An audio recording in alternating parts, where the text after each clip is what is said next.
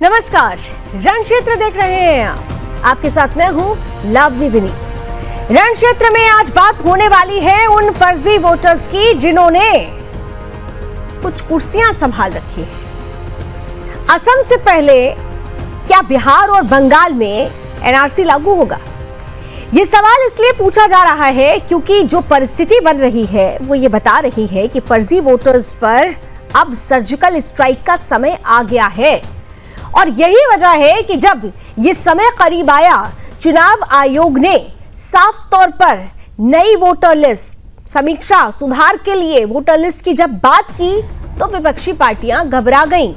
विपक्षी पार्टियों ने कहना शुरू कर दिया कि दरअसल ये तो एनआरसी की तैयारी है, ये एनआरसी से भी खतरनाक है। ममता बनर्जी तो ये तक कह रही हैं, लेकिन सवाल बड़ा है कि अगर किसी प्रक्रिया में सुधार के लिए कोई कवायद हो तो फिर उसे कैसे देश के लिए घातक माना जा सकता है? विपक्ष क्या देश को गुमराह कर रहा है?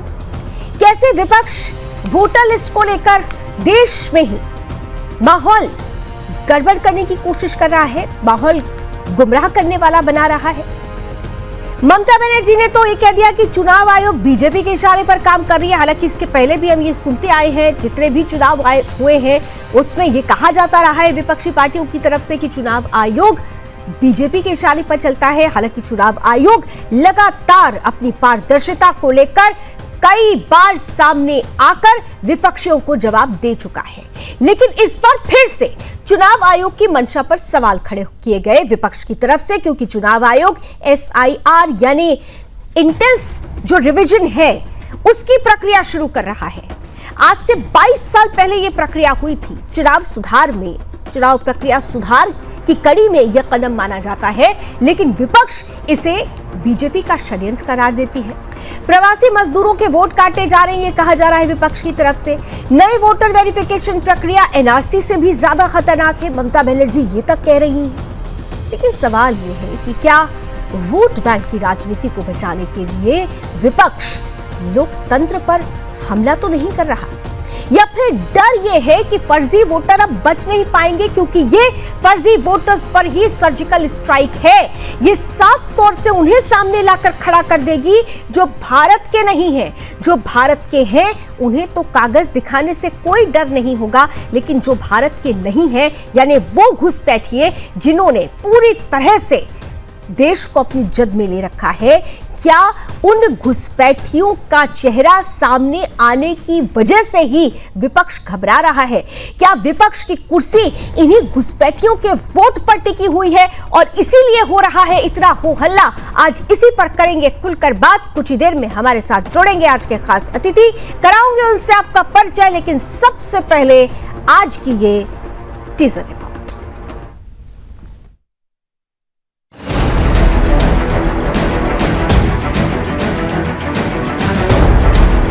ये कोई सामान्य जांच नहीं, ये कोई प्रशासनिक कवायद भी नहीं। ये भारत के लोकतंत्र पर पड़े बांग्लादेशी दाग को धोने की पहली रणभेरी है।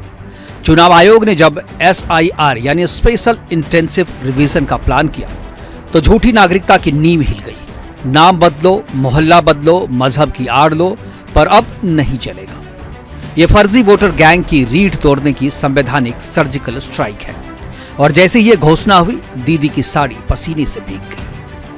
ममता बनर्जी बौखला गई, भाषण में भटक गई और बोली कि SIR NRC से भी ज्यादा खतरनाक है। Where they will get the mother certificate, the father certificate? Is it NRC? Is it they are doing or working to establish the NRC? What is their intention? Please let us clarify. Bengal की दीदी की तबीयत हिली तो बिहार से भी साजिश की बदबू आई। तेजस्वी यादव ने इसे गरीबों और दलितों की पहचान खत्म करने की साजिश बता दिया। अचानक से ये कदम उठाया गया है।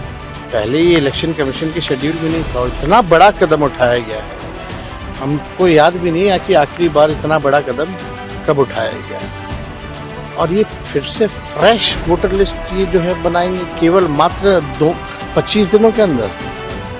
ये इम्पॉसिबल है। 8 करोड़ लोगों का आप डोर टू डोर कैसे जाओगे? आप डॉक्यूमेंट्स ऐसे मांगे जा रहे हैं जो गरीबों के पास है ही नहीं। लेकिन अब देश जाग चुका है।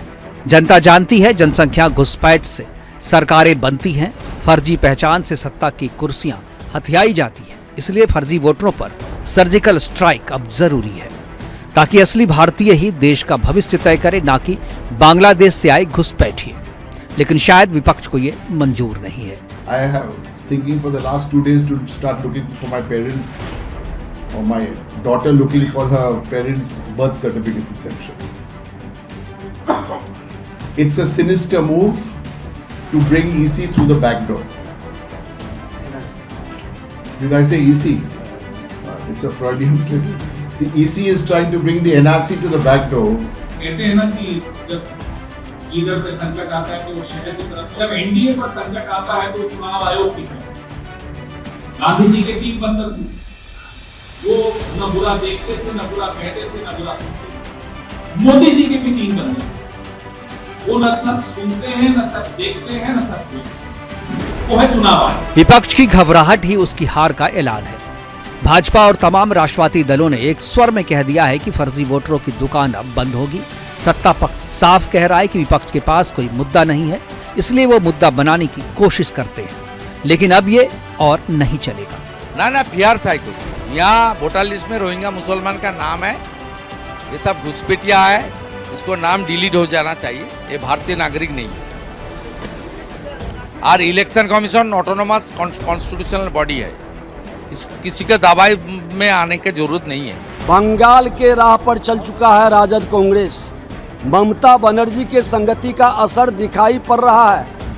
ये भारत के लोग अब नजर नहीं आते, ये बांग्लादेशियों की भाषा बोलने लगे हैं। जब भारत का चुनाव आयोग पारदर्शिता से, पवित्रता से वोटरों की पहचान करके मतदान 100% सुनिश्चित करना चाहता है। हमें पता है कुछ कंस्टिट्यूंसी का जहां पर बोगस वोटर्स 20,000, 25,000, 30,000 बनाए हुए हैं, और वही जो हटेंगे उसी का डर उनको है। इसीलिए सांच को आँच क्या, जब सांच हैं तो ठीक है, क्या कहते हैं, सब लिखा जाएगा, लेकिन अगर गलत है वो छटेंगे वही लोग जिसका डर उनको। तेजस्वी यादव जी को, विपक्ष प्रतिपक्ष के नेता को मैं एक सुझाव देता हूँ कि इलेक्शन कमीशन ने जो फैसला लिया है अभी मतदाता पुनरीक्षण का, एक बार उसको अच्छे तरीके से पढ़ लें कि इलेक्शन कमीशन उसमें क्या क्या करना चाहती है। अगर इलेक्शन कमीशन चाहती है कि किसी की मृत्यु हो गई है तो उसका नाम उस लिस्ट से हट जाए। इलेक्शन कमीशन चाहती है कि जिनका नाम पूरे देश में 2-3 जगह मतदाता सूची में है तो वो इस बात को साबित करें कि भाई हम किसी दूसरे जगह हमारा मतदाता सूची में नाम नहीं रहा। बंगाल से बिहार तक सियासी कंपन है, वो इस बात का सबूत है कि देश सही दिशा में चल पड़ा है। अब साफ है, फर्जी पहचान वालों की पहचान उजागर होगी। फर्जी वोटर अब वोट नहीं डाल पाएंगे और भारत का लोकतंत्र अब शुद्ध, मजबूत और राष्ट्रवादी होगा। Bureau report, Sudarshan news.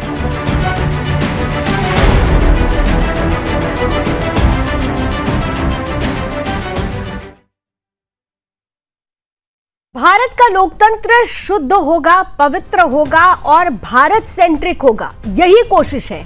लेकिन जिस तरीके से विपक्ष की घबराहट सामने आ रही है, जिस तरीके से विपक्ष चुनाव आयोग पर सवाल खड़े कर रहा है, इस लिस्ट की तुलना एनआरसी से कर रहा है, तो इनमें से सबसे बड़ा सवाल यह है कि कहीं विपक्ष चुनाव से पहले ही तो हार नहीं मान रहा। ये उसकी हार का डर तो नहीं है, या फिर हारती हुई राजनीति को बचाने की ये कवायद विपक्ष की तरफ से की जा रही है और इसीलिए इस लिस्ट पर सवाल शुरू हो रहा है। आज इसी पर खुलकर बात करने के लिए हमारे साथ अतिथि जुड़ चुके हैं। स्वागत करते हैं आज के पैनलिस्ट का। भारतीय जनता पार्टी का पक्ष रखने के लिए हमारे साथ अखिलेश सिंह जी जुड़ चुके हैं। आइए जरा ले आइए स्क्रीन पर जी। अखिलेश सिंह जी जुड़ रहे हैं हमारे साथ भारतीय जनता पार्टी से। विनोद यादव जी जुड़ रहे हैं हमारे साथ आरजेडी से। साथ ही साथ टीएमसी से हमारे साथ कुछ ही देर में एहतेशाम हक साहब जुड़ेंगे और हमारे पॉलिटिकल एक्सपर्ट अविनाश सिंह जी भी इस पैनल का हिस्सा होंगे। सभी का बहुत बहुत स्वागत है। मैं अखिलेश सिंह जी आपके साथ शुरुआत कर रही हूं। एक अच्छी पहल, एक ऐसा सुधार जो पारदर्शिता लाएगा, भारत का ही, भारत के लिए, भारत द्वारा, ये जो टैगलाइन है ये उसको पूरी तरह से चरितार्थ करने के लिए की जा रही प्रक्रिया है। लेकिन विपक्ष एक बड़ा सवाल खड़ा कर रहा है। विपक्ष कह रहा है कि अगर आपको इतनी ही चिंता थी फर्जी वोटर्स की तो फिर आपने इतना समय क्यों लिया? इसके पहले भी तो चुनाव हो चुके थे। टाइमलाइन को लेकर सवाल उठाया जा रहा है अखिलेश जी। नहीं, टाइमलाइन को लेकर सवाल उठाने का कोई विषय नहीं है। 2003 में ये हुआ था, आज 22 साल के बाद ये हो रहा है। लेकिन ये जरूरी है कि नहीं, इस पर जरा विचार करना पड़ेगा। और मैं ये बात साफ साफ मैंने इसको पढ़ा है, इसमें इतनी प्रक्रिया है कि बीएलओ के द्वारा जो ये किया जाएगा, इसके बाद सर्वेक्षण के बाद फिर इसमें दावा है, आपत्ति का प्रावधान है। इसलिए अगर किसी को ये लगता है कि उसके साथ अन्याय हुआ है तो वो दावा आपत्ति कर सकता है। हाँ, समस्या उसको है जिसके पास कोई कागज नहीं है। अब विपक्ष अगर भारत के मतदाताओं से नहीं जीत पा रहा है तो वो बांग्लादेश और रोहिंग्या मतदाताओं के सहारे अगर उड़ती की नैया पार लगाने की सोच रहा है, ये तो उसकी बेवकूफी है। मेरा ये कहना है कि जिस तरह के बयान आ रहे हैं विपक्ष का, और ये कह रहे हैं कि चुनाव आयोग को कह रहे हैं कि ये कोई भी संवैधानिक संस्था के प्रति जो इनका व्यवहार है ये लोकतंत्र के खिलाफ है। ये सचमुच से अभी हमने 25 जून का ये तो हमने आपातकाल का 50वां साल मनाया है, अभी भी इनका चाल चरित्र चेहरा बदला नहीं है। ये उसी तरह है जिस तरह उस समय संवैधानिक संस्थाओं को जिस तरह से ये पंगु बनाना चाहते थे, वैसा ही आज भी चाह रहे हैं। अब इनकी इच्छा यह है कि मेरे कहने का भारतीय जनता पार्टी या उसके हमारी जो केंद्र की सरकार है या जो हमारी राज्य की सरकारें हैं, संवैधानिक संस्थाओं को स्वतंत्र रूप से काम करने देती है। लेकिन ये चाह रहे हैं कि नहीं, हमारे हिसाब से चले तब तो ठीक है, लेकिन अगर स्वतंत्र रूप से काम करे तो दिक्कत है। मेरा ये कहना है कि अगर ये चुनाव आयोग कर रहा है कि हाँ आपसे ये कह रहा है कि आप कागज दिखाइए, तो मेरा ये कहना है कि इसमें समस्या क्या है। ये तो किसी भी देश के अंदर होता है। मैं ये कह रहा हूं कि ये कह रहे हैं कि एनआरसी से भी ज्यादा खतरनाक है।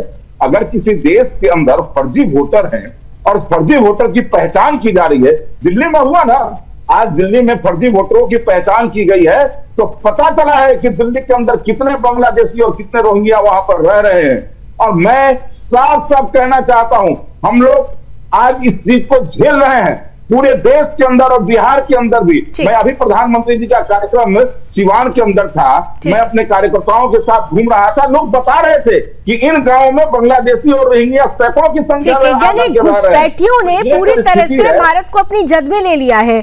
विनोद जी, अगर ये प्रक्रिया घुसपैठियों के लिए है, फर्जी वोटर्स के लिए है, देश के लोगों के लिए, हमारे जो भारतवासी यहाँ के मूल निवासी हैं उनके लिए खास तौर से जरूरी है, उनके हक के लिए, उनके अधिकार के लिए, तो फिर दिक्कत क्यों है? कहां से दिक्कत आपको लोगों को लग रही है? क्यों इसका विरोध किया जा रहा है? मैं आपको बताना चाहूंगा कि हमेशा जो है संविधान की कुछ ऐसे अनुच्छेद हैं जिनको भारतीय जनता पार्टी और एनडीए की सरकार और चुनाव आयोग के चुनिंदा कुछ ऑफिसर जो ऐसे बैठे हुए हैं जो हमेशा तोड़ना और मरोड़ना चाहते हैं। कि 324(1) में ये जरूर दिखाया गया है कि ठीक है आप पुनरीक्षण कर सकते हैं, लेकिन मैं ये पूछना चाहता हूं कि 2024 में लोकसभा चुनाव था, तो 2024 के लोकसभा चुनाव से पहले क्यों नहीं? आज बिहार में विधानसभा का चुनाव जो है ये घोषित है कि नवंबर में बिहार विधानसभा का चुनाव होगा। आप एक चीज बताइए, आज 25 जून बीत गया, आज कितने तारीख है? 28 जून है। 28 3 दिनों में मैं पूछना चाहता हूं कि निर्वाचन आयोग ने कितने बीएलओ को कितने घरों में भेजा है, इसकी सूची बता दें। जो भारतीय जनता पार्टी जो बैठे हुए हैं, ये महोदय बताने का काम करेंगे कि 3 दिनों में कितने बीएलओ जो है फॉर्म ले जाकर के। जी, इसका सवाल अखिलेश जी से मैं लूंगी, इसका जवाब मैं जरूर अखिलेश जी से लूंगी, लेकिन मेरा एक बड़ा साधारण सा सवाल है। सवाल ये है कि ये प्रक्रिया होनी चाहिए या नहीं होनी चाहिए? फर्जी वोटर्स की पहचान होनी चाहिए या नहीं होनी चाहिए? आप लोग इसके हक में हैं। देखिए मैडम, होनी चाहिए लेकिन समय से होनी चाहिए। अरे तो ये अभी तो समय बचा हुआ है ना। नहीं विनोद जी, देर आए दुरुस्त आए, आप दो बातें एक साथ कह रहे हैं। आप कह रहे हैं कि फर्जी वोटर्स की पहचान होनी चाहिए, अभी तक अगर नहीं हुई थी, ये तो बिहार के असली जो बिहार के लोग हैं, जो बंगाल के लोग हैं, जिनके हक पर हकमारी की गई थी, उनको हटाया जाएगा, ये तो अच्छी बात है। तो फिर दिक्कत क्यों हो रही है विनोद जी? सहारे तो आपने एनडीए की सरकार बनाई देश में, क्या वो वोटर थे? और आज बिहार की जब बातें आई तो वो वोटर नहीं है। मैं तो फिर तो नहीं, तो फिर 2003 से पहले 2003 में आखिरी बार जो हुआ था विनोद जी, तो फिर इसके पहले आप लोगों ने बनाया था क्या? ये तो फिर आप लोगों की सरकार भी तो पहले थी ना। तो यही सवाल पलट कर आपसे भी पूछा जाएगा। निर्वाचन आयोग द्वारा अगर किसी भी प्रकार का नीति लाया जाता है तो वो केंद्रीय चुनाव से पहले लाना चाहिए ना। जब देश का चुनाव हो रहा था उसके पहले आप लाते। अभी प्रदेश में आप देख रहे हैं कि आपकी स्थिति खराब है, बिहार में आपकी स्थिति एनडीए की खराब है, तो कुछ ना कुछ नया तिगड़म ला करके ऐसे दलित जो जाकर के बाहर बसे हुए हैं। नहीं तो ठीक है विनोद जी आपका सवाल फिर मैं लेकर जाऊंगी, लेकिन आप अपनी ही बात में अपने लिए ही सवाल खड़ा कर रहे हैं। आप कह रहे हैं कि इसका मतलब उनकी स्थिति खराब है, तो ये पलट कर आपसे ही पूछा जाएगा कि क्या आपकी स्थिति खराब है? आपको डर लग रहा है कि आपके जो फर्जी वोटर्स है, जो घुसपैठी है, उनकी पहचान हो जाएगी तो आपकी कुर्सी खतरे में पड़ जाएगी? ये सवाल तो फिर आपसे भी पूछा जाना चाहिए। 2024 में आपने सरकार कैसे बनाई मैडम, ये आप बताइए ना। तो फिर आपको तो सरकार से त्यागपत्र अखिलेश सिंह जी काउंटर आंसर कीजिए फिर, अगर आप ये बात को मानते हैं तो।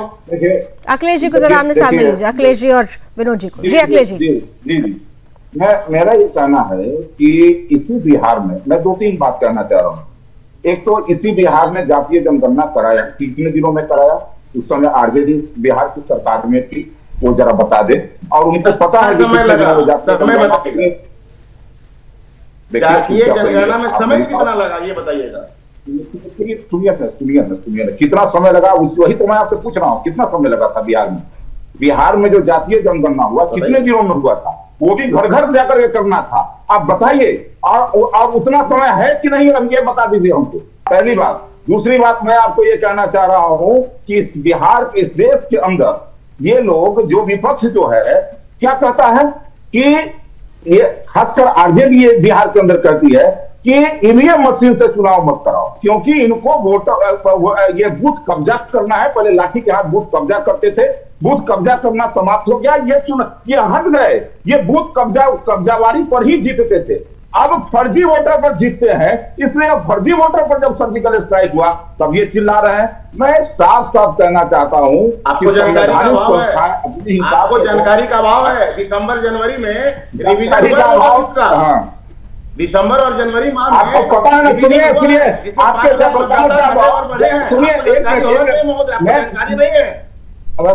सुनिए ना जयप्रकाश यादव की जो मरम्मत हुई थी वहां पर काहे के लिए हुई थी, याद है ना? याद है कि और हम धक्का बताए, बूथ कब्जा करते हुए आपके बड़े बड़े नेता पीटे गए हैं। जब 2005 में, जब ये 2005 में और 2004 का जो चुनाव था, 2005 में जो दो चुनाव आया, आप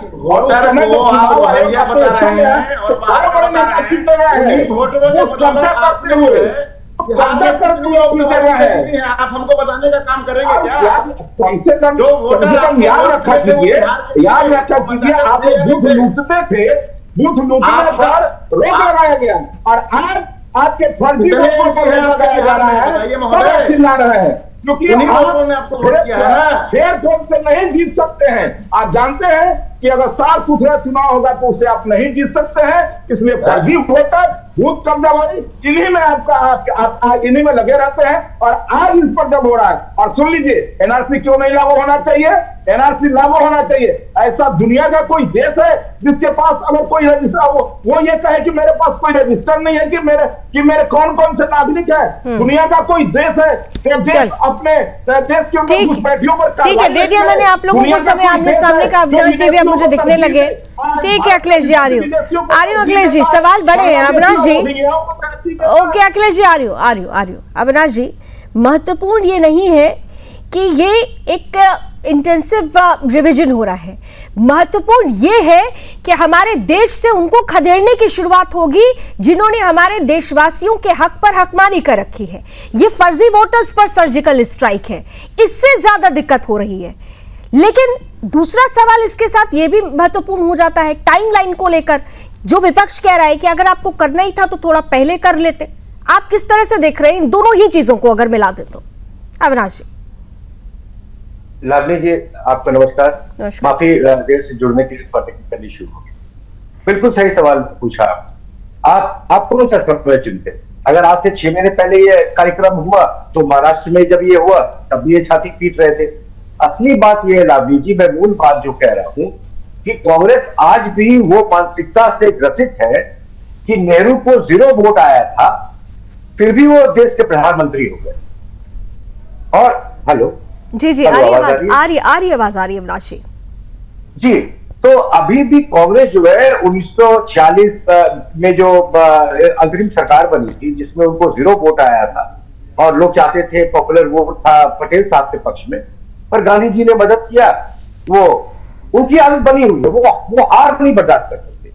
और जब एक देश का प्रधानमंत्री 2014 में भारतवर्ष के वोट लेकर के जब वो प्रधानमंत्री बन गया, उस दिन से जो इनके छाती पे जो सांप लौट रहा है उसका स्वरूप बदलता है। पहले तो इन्होंने समझा कि ये फ्लैश इन द पैन है, चलो भाई एक बार हो गया। 2019 में जब 303 सीट आ गई तब इनकी छाती फटने लगी। इंटरनेशनल फंडिंग पहले भी होती थी, अब नए नए नाम जुड़ने लगे, चाइना और सोरोस जैसे लोगों का, तो इनका बल बढ़ता गया। हिंदुस्तान को नुकसान पहुंचाने के जितने भी पैरामीटर हो सकते हैं, पॉलिटिकल, इकोनॉमिक, सोशल, आप हर कल्चरल, आप हर पैरामीटर पे देखिएगा कांग्रेस चोट करती आई है पिछले 11 साल में। ये इनकी उपलब्धि रही है। प्रधानमंत्री को चोर भी कहा, हर तरीके से उनको बेइज्जत करने की कोशिश की गई, इंटरनेशनली डिस्क्रेडिट करने की कोशिश की गई, कहा डेमोक्रेसी खत्म हो गया। अब उसी डेमोक्रेसी को मजबूती देने के लिए एक रीढ़ की हड्डी वाला अगर इलेक्शन कमीशन करीबन 7 से 10 बार अपने आप को कटघरे में खड़ा करने के बाद अगर बुलंदी से सामने आ रहा है तो इनकी छाती फट रही है। एक चीज अविनाश जी अगर आप समझाएं, एक चीज जरा समझा दीजिए जिस पर विपक्ष नहीं, मैं एक सवाल जरा आपसे जोड़ना चाह रही हूँ क्योंकि विपक्ष इस सवाल को लेकर बहुत तरीके से हंगामा कर रहा है। वो कह रहा है कि ये ना चोरी छुपे एनआरसी लागू किया जा रहा है, गुप्त तरीके से एनआरसी की का पूरा प्रोसीजर है, प्रोसीजर जबकि बिल्कुल अलग है। 2003 तक ये जब प्रक्रिया हुई थी, 22 साल पहले की अगर हम बात करते हैं तब ये प्रक्रिया हुई थी, तब भी उस वक्त भी कहा जा रहा था ये वही पार्टियां जो कहती थी कि घुसपैठियों को हटाना चाहिए, लेकिन धीरे धीरे जहां अपने स्वार्थ की बात आई उन्होंने घुसपैठियों में वोट बैंक देख लिया और अब तो ये कहा जाने लगा कि भाई ये एनआरसी को गुप्त तरीके से लागू करने का एक हथियार है। अविनाश जी बिल्कुल, मैं अपोजिशन की स्वर से स्वर मिलाता हूं, आप अचरज करें, मैं अपोजिशन की स्वर से स्वर मिलाता हूं। अगर ये गुपचुप तरीका ही सही अगर वो समझ रहे हैं, वो खुल के बोले कि वो एनआरसी के पक्ष में है या विपक्ष में, और अगर विपक्ष में है तो क्यों देश को कमजोर करना चाहते हैं वो ये भी बात बताए। और बिल्कुल ये कोई गुपचुप तरीका नहीं है। One of the most important thing, सबसे मजबूती का आधार जो सिटीजनशिप का होता है वो एक देश का वोटर होना होता है। अगर उस माध्यम से भी अगर एनआरसी आ रही है तो बहुत अच्छी बात है। हम इंजीनियरिंग से भी आगे बढ़ सकते हैं, रिवर्स इंजीनियरिंग से भी आगे बढ़ सकते हैं, तो कोई बुराई नहीं है। पर ऑपोजिशन को ये बोलना पड़ेगा कि हम एनआरसी के खिलाफ हैं और कारण बताना पड़ेगा क्यों। वोटर लिस्ट का अगर आपको रिवीजन ही कराना था तो बिहार पहला प्रदेश क्यों, जहां पर अभी तुरंत चुनाव है?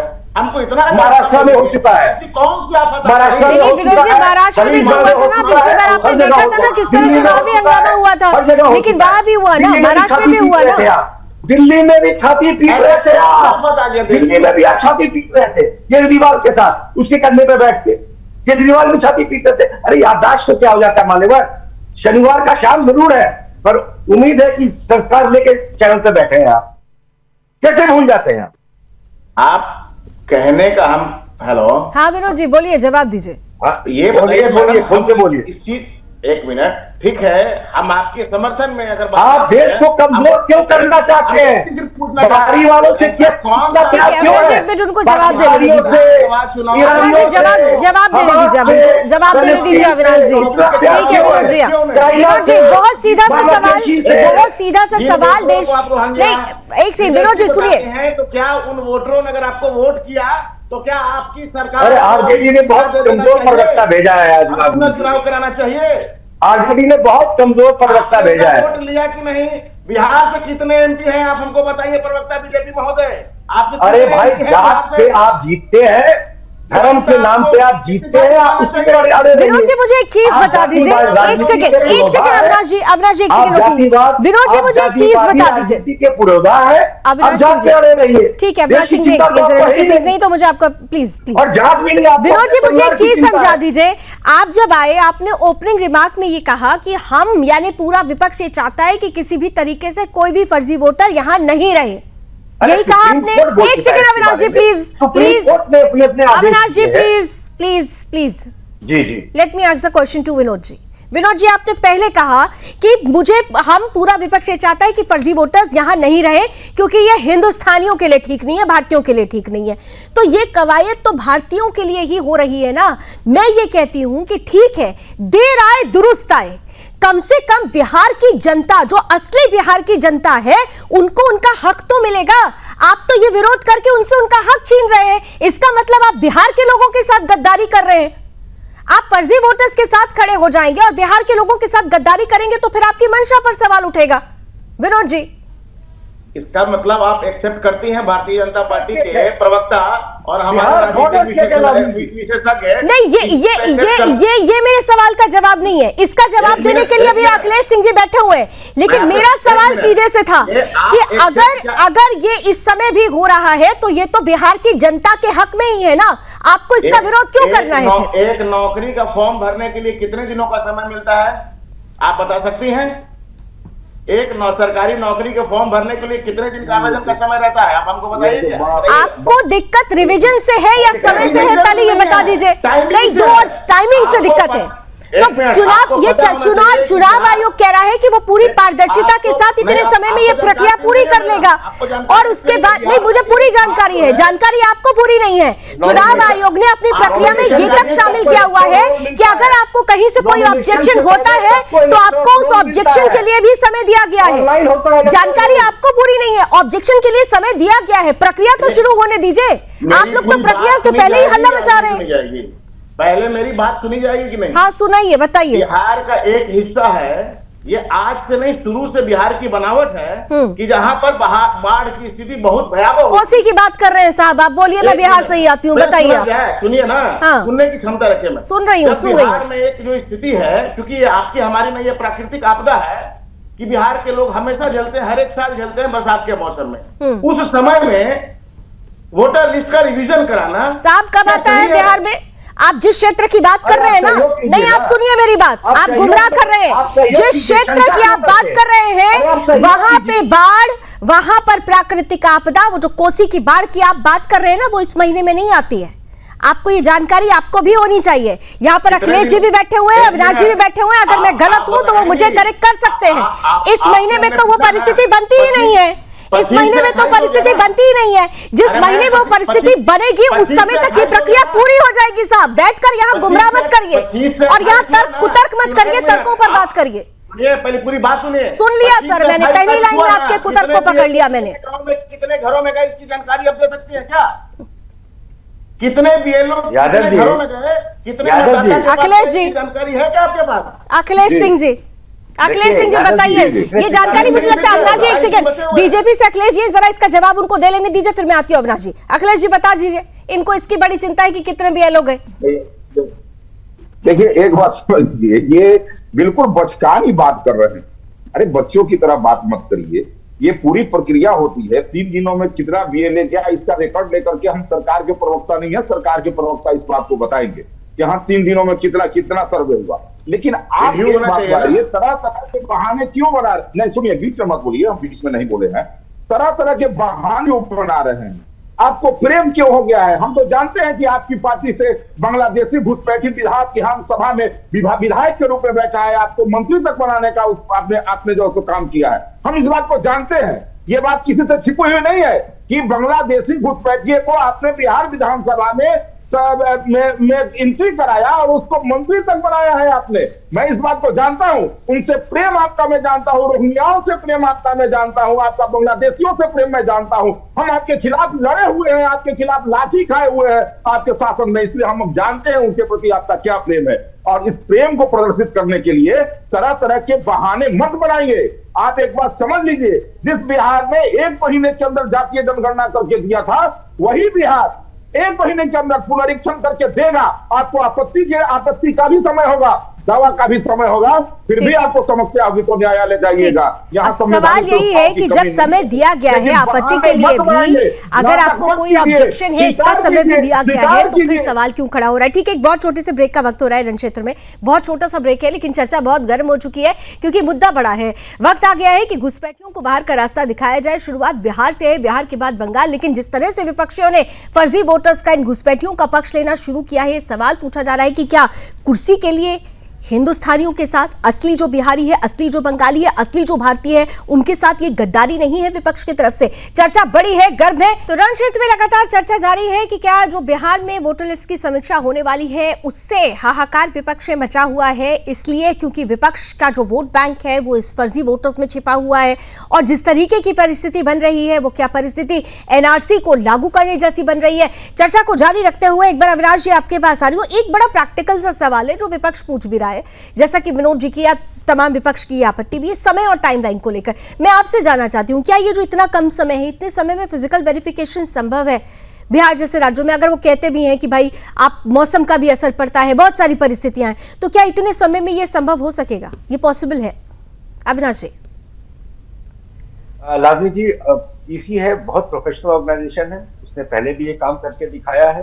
और अगर ये इसमें कहीं कोई परेशानी का विषय अगर है, नेताजी को लगता है, यादव साहब आरजेडी से आए हैं, उनको अगर ऐसा लगता है तो सहयोग करें, शंका क्यों करते हैं? अगर कोई भी चीज बिहार के हित में हो रहा है, सरकारी एजेंसी अगर कर रही है, कॉन्स्टिट्यूशनल एजेंसी कर रही है, लीगल एजेंसी कर रही है, तो आप सहयोग करें, बिल्कुल होगा। अगर ईसी, मैं फिर बार बार दोहरा रहा हूं, बिहार एक बॉर्डर स्टेट है और हिंदुस्तान के कई स्टेट्स की तरह बिहार के कई डिस्ट्रिक्ट में मेजर डेमोग्राफिक चेंज है। इनका डर वोटर नहीं है, इनका डर एनआरसी है। और जो ये खास वर्ग जिसको ये सामने लाने की कोशिश कर रहे हैं, उसका डर है एक्सपोजर। अगर हर 5 साल पे, हर 3 साल पे, हर 4 साल पे इस तरह की गणना अगर होती है, तो गरीबी में अपना नाम जुड़वा लेते हैं, राशन की लाइन में बच्चे खड़े हो जाते हैं। अभी हमने देखा जब ये ऑपरेशन सिंदूर लॉन्च होने के पहले, जब भारत कूटनीतिक स्ट्राइक कर रहा था पाकिस्तान के ऊपर, तो वीजा कैंसिल हुए। आप बताइए इस देश ने क्या मंजर देखा, क्या मंजर देखा? हस्बैंड पाकिस्तान में, बीवी हिंदुस्तान में और बच्चे राशन की लाइन में, यही मंजर देखा। किसका हक मार रही है? किसका हक मार रही है? ये भारतवर्ष के मुसलमान का हक मार रहे हैं। आपको तो सहयोग करना चाहिए, आप शंका करते हैं। सुप्रीम कोर्ट का वर्डिक्ट हो गया, ईसी ने कई बार खुद से मिला और बुला के बोला जांच लो। 7 लेवल होता है, 7। ये कोर्ट में गए वीवीपैट का परसेंटेज बढ़ाने के लिए, हाईएस्ट परसेंटेज का वीवीपैट अब मैच हो रहा है। आप एक दफा बताइए कि कहीं मिसमैच हुआ हो। आप तो सुप्रीम कोर्ट गए, एक नहीं 10 बारी गए, और इलेक्शन कमीशन ने तो इनवाइट भी किया था, तो कोई पॉलिटिकल पार्टी पहुंची भी नहीं थी, उन्होंने तो सामने से इनविटेशन दिया था। आप अपनी मानसिकता बदलिए, जात से बाहर आप आना नहीं चाहते, वो आपका कोर वोट है। धर्म के नाम पे मुसलमानों को बरगलाते हैं, वो आपका कोर वोट है, तो आपके लिए बस यही मुद्दा बनता है। आप सहयोग कीजिए ना, शंका क्यों करते हैं? शंका क्यों? सहयोग जरूरी है ना। अगर आप सहयोग करेंगे, तो मैं फिर कह रही हूं कि आप बिहार की जनता की बात करें, तेजस्वी यादव कह रहे हैं बिहार के गरीबों के साथ गलत हो रहा है, तो ये तो अच्छी बात है ना कि उनको, उन गरीबों को, उन वंचितों को उनका हक मिलेगा। हकमारी अगर किसी ने कर रखी है, तो बिहार के ये गरीबों और वंचितों को उसका हक मिलने लगेगा। विनोद जी का जवाब जरा ले लेते हैं अखिलेश, इसके बाद आपके पास आती हूँ। विनोद जी, मैं एक बात जोड़ना चाह रहा था, बोल लीजिए अखिलेश जी, 10 सेकंड बोल लीजिए। बात करने की इनको भी, विनोद जी को भी सहूलियत होगी। विनोद जी, सभी राजनीतिक दल के बीएलए जो है, बूथ लेवल एजेंट हैं, वो सभी इसमें शामिल होंगे। अब सभी बीएलए को ये अधिकार होगा कि बीएलओ से बात करके जो कटनी हो रही है, जो छटनी हो रही है, जो ऐड हो रहा है, उसको वो देखे और दावा आपत्ति करे। इसमें सवाल है कि आपके भी प्रतिनिधि होंगे, हमारे भी प्रतिनिधि होंगे। अगर नियत साफ है तो आपके प्रतिनिधि इसमें काम करेंगे, और जहां दिक्कत होगी वहां निर्वाचन कार्यालय को वो चलिए विनोद जी, अब तो ये भी क्लियर हो गया। वोटिंग के बाद भी साइन होता है, वोटिंग के बाद भी। विनोद जी, अब तो ये भी क्लियर हो गया ना कि आपकी पार्टी के, विपक्ष की भी पार्टी के प्रतिनिधि होंगे, तो फिर क्यों इतना कंफ्यूजन? विनोद जी, मैं आपको चलिए आप सबको रोकती हूँ, और इस वक्त हम सीधे आपको उस संवाद को दिखा रहे हैं जो धरती से इंटरनेशनल स्पेस सेंटर स्टेशन पर हो रहा है। हलवा ले गए हैं क्या? उससे अपने साथियों को खिलाया? जी प्रधानमंत्री जी, ये कुछ चीजें मैं अपने देश की खाने की लेके आया था, जैसे गाजर का हलवा, मूंग दाल का हलवा और आमरस। और मैं चाहता था कि ये बाकी भी जो मेरे साथी हैं, बाकी देशों से जो आए हैं, वो भी इसका स्वाद लें और चखें, जो भारत का जो रिच कुलिनरी हमारा जो हेरिटेज है उसका एक्सपीरियंस लें। तो हम सभी ने बैठ के इसका स्वाद लिया साथ में, और सबको बहुत पसंद आया। कुछ लोग हैं कि कब वो नीचे आएंगे और हमारे देश आए और इनका स्वाद ले सके हमारे साथ। जो परिक्रमा करना भारत की सदियों पुरानी परंपरा है। आपको तो पृथ्वी माता की परिक्रमा का सौभाग्य मिला है। अभी आप पृथ्वी के किस भाग के ऊपर से गुजर रहे होंगे? जी प्रधानमंत्री जी, इस समय तो मेरे पास ये इंफॉर्मेशन उपलब्ध नहीं है, लेकिन थोड़ी देर पहले मैं खिड़की से विंडो से बाहर देख रहा था तो हम लोग हवाई के ऊपर से गुजर रहे थे। और हम दिन में 16 बार परिक्रमा करते हैं, 16 सूर्योदय और 16 संन्यास, सनराइज और सनसेट हम देखते हैं ऑर्बिट से। और बहुत ही अचंभित कर देने वाला ये पूरा प्रोसेस है।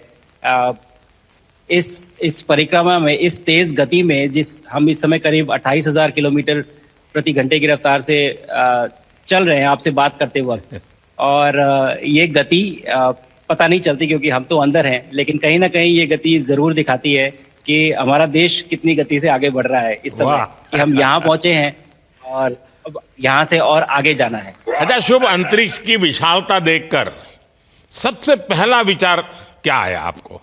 प्रधानमंत्री जी, सच में बोलूं तो जब पहली बार हम लोग ऑर्बिट में पहुंचे, अंतरिक्ष में पहुंचे, तो पहला जो व्यू था वो पृथ्वी का था। और पृथ्वी को बाहर से देख के जो पहला ख्याल और पहला जो थॉट मन में आया वो ये था कि पृथ्वी बिल्कुल एक दिखती है। मतलब बाहर से कोई सीमा रेखा नहीं दिखाई देती, कोई बॉर्डर नहीं दिखाई देता। और दूसरी चीज जो बहुत नोटिसेबल थी, जब पहली बार भारत को देखा तो हम मैप पे पढ़ते हैं भारत को, हम देखते हैं बाकी देशों का आकार कितना बड़ा है, हमारा आकार कैसा है, वो मैप पे देखते हैं, लेकिन वो सही नहीं होता क्योंकि वो एक हम 3D ऑब्जेक्ट को 2D यानी पेपर पे हम उतारते हैं।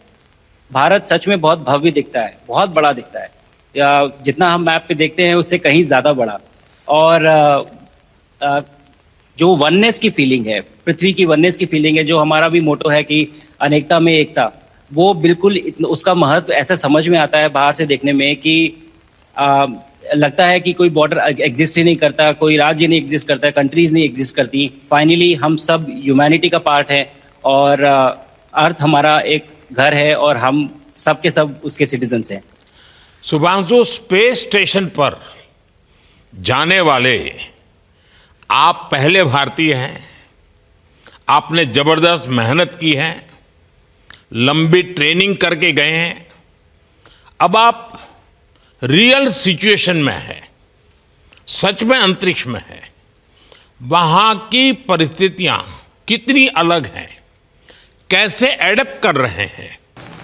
यहाँ पे तो सब कुछ ही अलग है प्रधानमंत्री जी। ट्रेनिंग की हमने पिछले पूरे 1 साल में, सारे सिस्टम्स के बारे में मुझे पता था, सारे प्रोसेस के बारे में मुझे पता था, एक्सपेरिमेंट्स के बारे में मुझे पता था, लेकिन यहाँ आते ही सडनली सब चेंज हो गया। बिकॉज हमारे शरीर को ग्रेविटी में रहने की इतनी आदत हो जाती है कि हर एक चीज उससे डिसाइड होती है। पर यहाँ आने के बाद चूंकि ग्रेविटी माइक्रो ग्रेविटी है, एब्सेंट है, तो छोटी छोटी चीजें भी बहुत मुश्किल हो जाती हैं। अभी आपसे बात करते वक्त मैंने अपने पैरों को बांध रखा है, नहीं तो मैं ऊपर चला जाऊंगा। और माइक को भी जैसे छोटी छोटी चीजें हैं, इसको छोड़ भी दूं तो भी ये ऐसे फ्लोट करता रहता है। पानी पीना, पैदल चलना, सोना बहुत बड़ा चैलेंज है। आप छत पे सो सकते हैं, आप दीवारों पे सो सकते हैं, आप जमीन पे सो सकते हैं। तो पता सब कुछ होता है प्रधानमंत्री जी, ट्रेनिंग अच्छी है, लेकिन वातावरण चेंज होता है तो थोड़ा सा यूज्ड टू होने में 1-2 दिन लगते हैं, बट फिर ठीक हो जाता है। भारत की ताकत साइंस और स्पिरिचुअलिटी दोनों है। आप अंतरिक्ष यात्रा पर हैं, लेकिन भारत की यात्रा भी चल रही होगी, भीतर में भारत दौड़ता होगा। क्या उस माहौल में मेडिटेशन और माइंडफुलनेस का लाभ भी मिलता है क्या? जी प्रधानमंत्री जी, मैं बिल्कुल सहमत हूँ। मैं कहीं ना कहीं ये मानता हूँ कि भारत ऑलरेडी दौड़ रहा है और ये मिशन तो केवल एक पहली सीढ़ी है उस एक बड़ी दौड़ का, और हम जरूर आगे पहुंच रहे हैं और अंतरिक्ष में हमारे खुद के स्टेशन भी होंगे और बहुत सारे लोग पहुंचेंगे। और माइंडफुलनेस का भी बहुत फर्क पड़ता है। बहुत सारी सिचुएशंस ऐसी होती हैं नॉर्मल ट्रेनिंग के दौरान भी या फिर लॉन्च के दौरान भी जो बहुत स्ट्रेसफुल होती हैं, और माइंडफुलनेस से आप अपने आप को उन सिचुएशंस में शांत रख पाते हैं और अपने आप को काम रखते हैं, अपने आप को शांत रखते हैं, तो आप अच्छे डिसीजन ले पाते हैं। कहते हैं कि दौड़ते हुए भोजन कोई भी नहीं कर सकता, तो जितना आप शांत रहेंगे उतना ही अच्छे से आप डिसीजन ले पाएंगे। तो आई थिंक माइंडफुलनेस का बहुत इंपॉर्टेंट रोल होता है इन चीज़ों में। तो दोनों चीज़ें अगर साथ में प्रैक्टिस की जाएं तो ऐसे एक चैलेंजिंग एनवायरनमेंट में या चैलेंजिंग वातावरण में मुझे लगता है ये बहुत ही यूजफुल होंगी और बहुत जल्दी लोगों को अडेप्ट करने में मदद करेंगी। आप अंतरिक्ष में कई एक्सपेरिमेंट कर रहे हैं, क्या कोई ऐसा एक्सपेरिमेंट है जो आने वाले समय में एग्रीकल्चर या हेल्थ सेक्टर को फायदा पहुंचाएगा? जी प्रधानमंत्री जी, मैं बहुत गर्व से कह सकता हूं कि पहली बार भारतीय वैज्ञानिकों ने 7 यूनिक एक्सपेरिमेंट्स डिज़ाइन किए जो कि मैं अपने साथ स्टेशन पे लेके आया हूं। और पहला एक्सपेरिमेंट जो मैं करने वाला हूं, जो कि आज ही के दिन में शेड्यूल्ड है, वो है स्टेम सेल्स के ऊपर। अंतरिक्ष में आने से क्या होता है कि ग्रेविटी चूंकि एब्सेंट होती है तो लोड खत्म हो जाता है, तो मसल लॉस होता है। तो जो मेरा एक्सपेरिमेंट है वो ये देख रहा है कि क्या कोई सप्लीमेंट दे के हम इस मसल लॉस को रोक सकते हैं या फिर डिले कर सकते हैं। इसका डायरेक्ट इम्प्लीकेशन धरती पे भी है कि जिन लोगों का मसल लॉस होता है ओल्ड एज की वजह से, तो उनके ऊपर ये सप्लीमेंट्स यूज़ किए जा सकते हैं। तो मुझे लगता है कि ये डेफिनेटली वहाँ यूज़ हो सकता है। साथ ही साथ जो दूसरा एक्सपेरिमेंट है वो माइक्रो एल्गी की ग्रोथ के ऊपर। ये माइक्रो एल्गी बहुत छोटे होते हैं लेकिन बहुत न्यूट्रिशियस होते हैं। तो अगर हम इनकी ग्रोथ देख सकते हैं यहाँ पे और ऐसा प्रोसेस इजाद करें कि ये ज़्यादा तादाद में हम इन्हें उगा सकें और न्यूट्रिशन हम प्रोवाइड कर सकें, तो कहीं ना कहीं ये फूड सिक्योरिटी के लिए भी बहुत काम आएगा धरती के ऊपर। सबसे बड़ा एडवांटेज जो है स्पेस का वो ये है कि ये जो प्रोसेस है यहाँ पे बहुत जल्दी होते हैं, तो हमें महीनों तक या सालों तक वेट करने की जरूरत नहीं होती। तो इसलिए यहाँ के जो रिजल्ट चंद्रयान की सफलता के बाद देश के बच्चों में, युवाओं में विज्ञान को लेकर एक नई रुचि पैदा हुई। अंतरिक्ष को एक्सप्लोर करने का जज्बा बढ़ा। अब आपकी ये ऐतिहासिक यात्रा उस संकल्प को और मजबूती दे रही है। आज बच्चे सिर्फ आसमान नहीं देखते हैं, वे यह सोचते हैं मैं भी वहां पहुंच सकता हूं। यही सोच, यही भावना हमारे भविष्य के स्पेस मिशंस की असली बुनियाद है। आप भारत की युवा पीढ़ी को क्या मैसेज देंगे? प्रधानमंत्री जी, अगर मैं अपने युवाओं पीढ़ी को आज कोई मैसेज देना चाहूँगा तो पहले ये बताऊँगा कि भारत जिस दिशा में जा रहा है, हमने बहुत बोल्ड और बहुत ऊंचे सपने देखे हैं और उन सपनों को पूरा करने के लिए हमें आप सबकी ज़रूरत है। तो उस ज़रूरत को पूरा करने के लिए मैं ये कहूँगा कि सक्सेस का कोई एक रास्ता नहीं होता कि आप कभी कोई एक रास्ता लेता है, कोई दूसरा रास्ता लेता है, लेकिन एक चीज़ जो हर रास्ते में कॉमन होती है वो ये होती है कि आप कभी कोशिश मत छोड़िए, नेवर स्टॉप ट्राइंग। अगर आपने ये मूल मंत्र अपना लिया कि आप किसी भी रास्ते पे हो, कहीं पे भी हो, लेकिन आप कभी गिव अप नहीं करेंगे, तो सक्सेस चाहे आ जाए या कल आए पर आएगी जरूर। मुझे पक्का विश्वास है कि आपकी ये बातें देश के युवाओं को बहुत ही अच्छी लगेगी। और आप तो मुझे भली भांति जानते हैं, जब भी किसी से बात होती है तो मैं होमवर्क जरूर देता हूं। हमें मिशन गगनयान को आगे बढ़ाना है, हमें अपना खुद का स्पेस स्टेशन बनाना है और चंद्रमा पर भारतीय एस्ट्रोनॉट की लैंडिंग भी करानी है।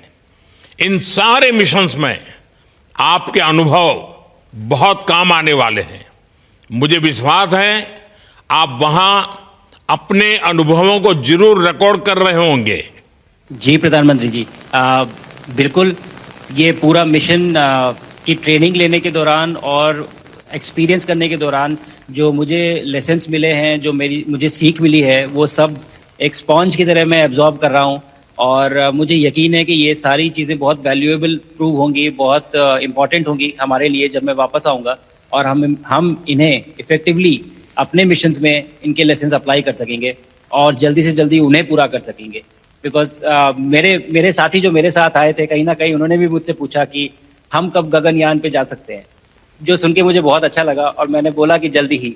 तो मुझे लगता है कि ये सपना बहुत जल्दी पूरा होगा और मेरी जो सीख मुझे यहाँ मिल रही है वो मैं वापस आके उसको अपने मिशन में पूरी तरह से 100% अप्लाई करके और उनको जल्दी से जल्दी पूरा करने की कोशिश करेंगे। शुभांशु, मुझे पक्का विश्वास है कि आपका ये संदेश एक प्रेरणा देगा। और जब हम आपके जाने से पहले मिले थे, आपका परिवारजन के भी दर्शन करने का अवसर मिला था, और मैं देख रहा हूं कि आपके परिवारजन भी सभी उतने ही भावुक है, उत्साह से भरे हुए हैं। शुभांशु, आज मुझे आपसे बात करके बहुत आनंद आया। मैं जानता हूं आपके जिम्मे में बहुत काम है और 28,000 किलोमीटर की स्पीड से काम कर रहे हैं आपको, तो मैं ज़्यादा समय आपका नहीं लूँगा। आज मैं विश्वास से कह सकता हूं कि ये भारत के गगनयान मिशन की सफलता का पहला अध्याय है। आपकी यह ऐतिहासिक यात्रा सिर्फ अंतरिक्ष तक सीमित नहीं है, यह हमारी विकसित भारत की यात्रा को तेज गति और नई मजबूती देगी। भारत दुनिया के लिए स्पेस की नई संभावनाओं के द्वार खोलने जा रहा है। अब भारत सिर्फ उड़ान नहीं भरेगा, भविष्य में नई उड़ानों के लिए मंच तैयार करेगा। मैं चाहता हूं, कुछ और भी सुनने की इच्छा है आपके मन में, क्योंकि मैं सवाल नहीं पूछना चाहता, आपके मन में जो भाव है अगर वो आप प्रकट करेंगे, देशवासी सुनेंगे, देश की युवा पीढ़ी सुनेगी, तो मैं भी खुद बहुत आतुर हूं कुछ और बातें आपसे सुनने के लिए। धन्यवाद प्रधानमंत्री जी। यहाँ ये पूरी जर्नी जो है ये अंतरिक्ष तक आने की और यहाँ ट्रेनिंग की और यहाँ तक पहुँचने की, इसमें बहुत कुछ सीखा है प्रधानमंत्री जी मैंने। लेकिन यहाँ पहुँचने के बाद मुझे पर्सनल एकम्प्लिशमेंट तो एक है ही, लेकिन कहीं ना कहीं मुझे ये लगता है कि ये हमारे देश के लिए एक बहुत बड़ा कलेक्टिव अचीवमेंट है। और मैं हर एक बच्चे को जो ये देख रहा है, हर एक युवा को जो ये देख रहा है, एक मैसेज देना चाहता हूँ, और वो ये है कि अगर आप कोशिश करते हैं और आप अपना भविष्य बनाते हैं अच्छे से, तो आपका भविष्य अच्छा बनेगा, हमारे देश का भविष्य अच्छा बनेगा। और केवल एक बात अपने मन में रखिए, that sky is never the limit, ना आपके लिए, ना मेरे लिए और ना भारत के लिए। और ये बात हमेशा अगर आपने मन में रखी तो आप आगे बढ़ेंगे, आप अपना भविष्य उजागर करेंगे और आप हमारे देश का भविष्य उजागर करेंगे। और बस मेरा यही मैसेज है प्रधानमंत्री जी। और मैं बहुत ही भावुक और बहुत ही खुश हूँ कि मुझे मौका मिला आज आपसे बात करने का, और आपके थ्रू 140 करोड़ देशवासियों से बात करने का। जो ये देख पा रहे हैं, ये जो तिरंगा आप मेरे पीछे देख रहे हैं, ये यहाँ नहीं था। आज कल के पहले जब मैं यहाँ पे आया हूँ तब हमने ये यहाँ पे पहली बार लगाया है। तो ये बहुत भावुक करता है मुझे और बहुत अच्छा लगता है देख के कि भारत आज इंटरनेशनल स्पेस स्टेशन पहुँच चुका है। शुभांशु, मैं आपको और आपके सभी साथियों को आपके मिशन की सफलता के लिए बहुत बहुत शुभकामनाएं देता हूं। शुभांशु, हम सबको आपकी वापसी का इंतजार है। अपना ध्यान रखिए, मां भारती का सम्मान बढ़ाते रहिए। अनेक अनेक शुभकामनाएं, 140 करोड़ देशवासियों की शुभकामनाएं, और आपको इस कठोर परिश्रम करके इस ऊंचाई तक पहुंचने के लिए बहुत बहुत धन्यवाद देता हूं। भारत माता की जय। धन्यवाद प्रधानमंत्री जी, धन्यवाद। और सारे 140 करोड़ देशवासियों को धन्यवाद। और स्पेस से सबके लिए भारत माता, स्पेस सबके लिए भारत माता की जय। तो सीधा संवाद ये धरती से अंतरिक्ष तक पहुंचा प्रधानमंत्री नरेंद्र मोदी ग्रुप कैप्टन शुभांशु शुक्ला से बात करते हुए। और वो जो पल आपने देखा कि भावुक हो रहे थे ग्रुप कैप्टन, लेकिन साफ तौर पर ये कह रहे थे कि उन्हें गर्व है, फक्र है, क्योंकि वो 140 करोड़ भारतीयों का प्रतिनिधित्व अंतरिक्ष में कर रहे हैं। और वो दिन दूर नहीं जब अंतरिक्ष में ही गगनयान के माध्यम से भारत एक नई तस्वीर दुनिया के सामने प्रस्तुत करेगा। बहरहाल रण क्षेत्र में अभी बस इतना ही, जिसमें हमने खास तौर से बात की कि नई वोटर लिस्ट को लेकर जिस तरह से हंगामा मचा हुआ है, विपक्ष कह रहा है कि ये एक एजेंडा है, लेकिन सवाल यही कि क्या विपक्ष इस लिस्ट के माध्यम से इसलिए डर रहा है क्योंकि उसे डर है कि कहीं उसका फर्जी वोट बैंक तो नहीं खसक जाएगा? क्या विपक्ष ने चुनाव से पहले ही हार मान ली है? आकलन विश्लेषण जारी रहेगा। फिलहाल रण क्षेत्र में अभी बस इतना ही। देश और दुनिया की तमाम खबरों के लिए आप जुड़े रहिए सुदर्शन न्यूज के साथ। जय हिंद।